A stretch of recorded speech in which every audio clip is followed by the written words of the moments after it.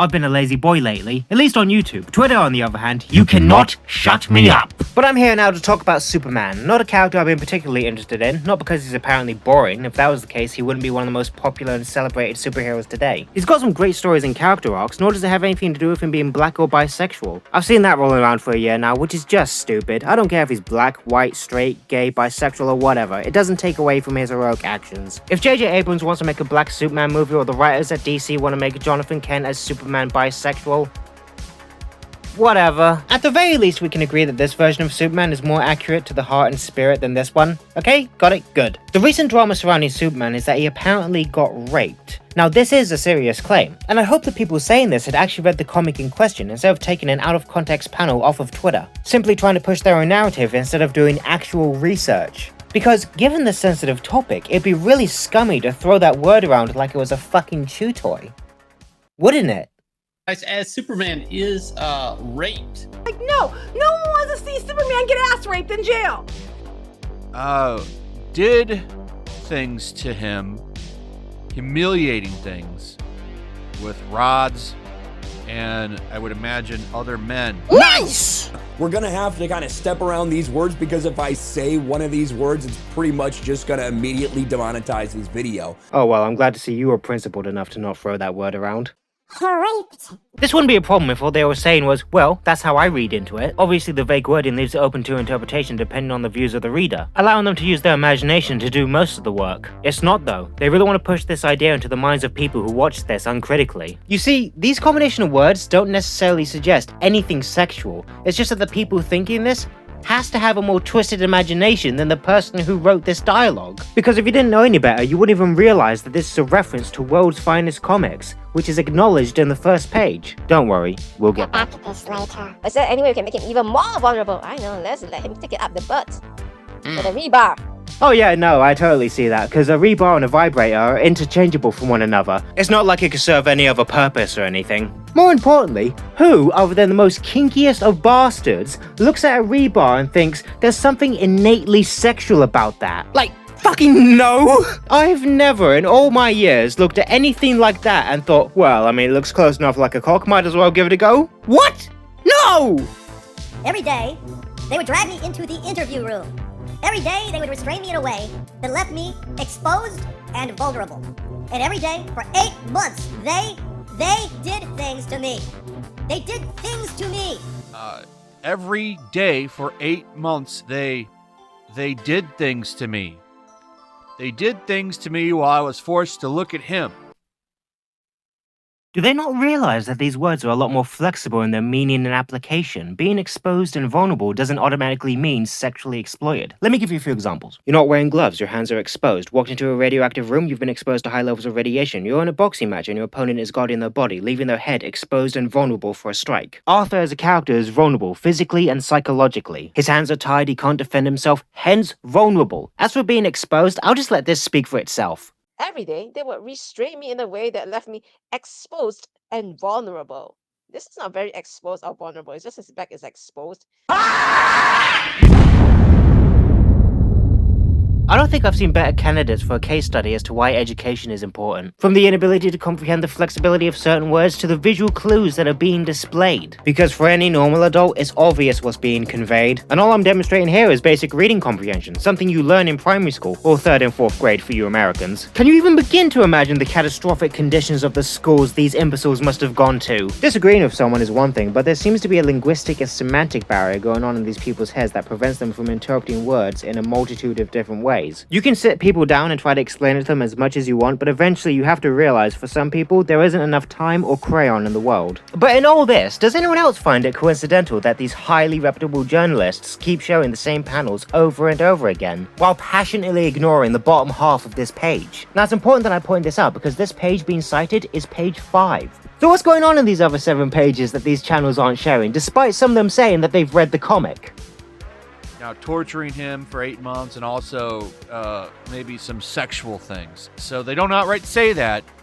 But man, I gotta tell you, I read the whole thing and heavily implied. In the comic, Clark Kent is going to interview Kozlov years after falling out of favor with the Liberian people, while recapping his experience in one of the death camps. A place stuck in time between the Second World War and present day. Soviet dominion oppressing its people without the notion of freedom or liberty crossing their minds. And yes, it does criticize the capitalist system in its failings and how it could be exploited, while also demonstrating how socialist and communist systems do so as well. Nowadays, a lot of people complain that media is very imbalanced, but this is fair in demonstrating the flaws in each economic systems in the hands of those who abuse it. And no, Kozlov doesn't feel any guilt or remorse for what he did. He gets off completely scot-free and never faces justice for his crimes, much like some dictators in real life. He never gives those people a second thought, and has no idea that the man interviewing him right now is one of the people he mercilessly tortured. As much as Superman wants to put justice in his own hands, he can't do that. Because where would it end, and what would it accomplish? It's actually exploring his frustration with not being able to bring justice for this man's horrific crimes. This comic is an interview. Sure, there's not really any action going on, but there's something else happening here. Like when I would work on Batman, if Batman picked up a handgun, I would have to redraw it if I had him pick up a gun by the handle. He had to pick it up by the barrel. Why? Because it doesn't matter if he was using a gun at the time or anything in the story, but if that panel could be taken out of context and it looked like Batman was holding a gun, which was kind of a hypocrisy because, you know, Batman's parents were killed by guns and he doesn't use guns. This was the type of how DC Comics used to be run. That's rich. I love that he says that without a shred, not even an atom of irony. It's actually blowing my mind that these fucking idiots didn't think to research this before making a video. This only took me 2 minutes to look up and clarify. Now, to this chap's credit, he does acknowledge the comics that are being referenced. Strangely enough, however, he's not showing any of the pages or talking about any specific details. Allow me to fill in the gaps. Here is a panel from page 1. If you look closely, you'll see this caption, referencing these issues, World's Finest 192 and 193, where in them, Superman and Batman get captured and are tortured for 8 months in a Liberian death camp. They go through forced labor, beatings, starvation, being forced to entertain guests while being attacked by an eagle and having no choice but to hide in a dustbin. Oh, I'm not gonna lie, that's actually quite embarrassing. It's a reference to a much older comic back during the tail end of the Silver Age of comics. This isn't implying rape. But it could be. Could be is not good enough. I don't care how much you grovel towards me about your uninformed, biased, misled opinion. Neither is a justification to say it's literally rape. Disgusting behavior. Fuck anyone who tries deflecting criticism by saying, it's how they felt. No, yeah, you're right. Just because they felt it, therefore it must be true. Feelings are extremely malleable and can change at any time. Opinions can be misinformed and therefore wrong.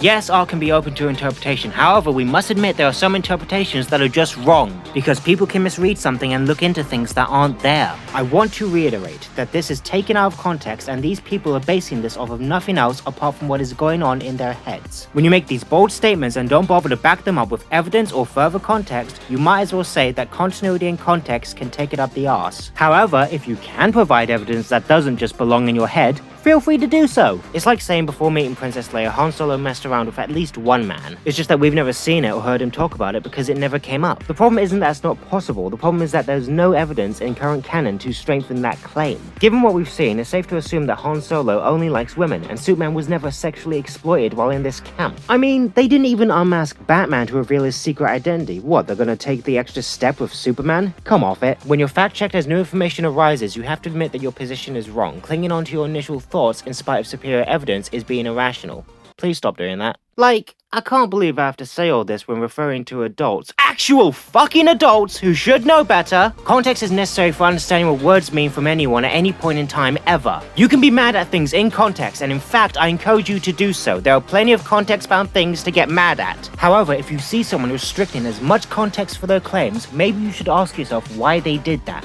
Maybe it's because they didn't have any factual evidence to back them up. But that's not an excuse for what is at best negligence and at worst deliberate ignorance. This comic was published back in March of 2021. No one saw the things these people are seeing. Everyone understood what was being implied. No one got outraged by this because people are fans of the comics, know how to read, and that is the end of it. I've mentioned the ways Superman was tortured, made easier through exposure to synthetic red kryptonite taking away his powers, but after placing 2 spies in place of the real Superman and Batman and not risking the real ones being seen, ruining his plans, Kozlov goes to their bunk beds with the intention of killing them both while they sleep.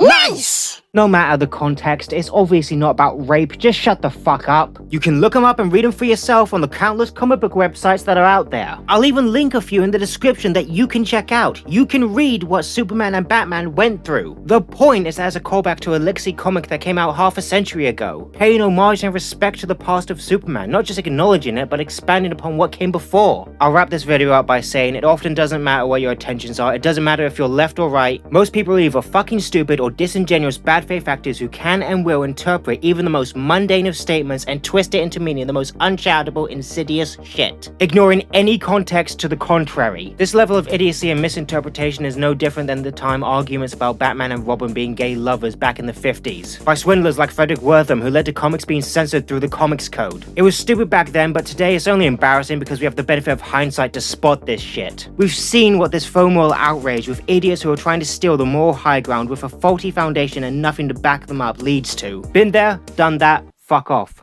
It's all about humanity. About humanity.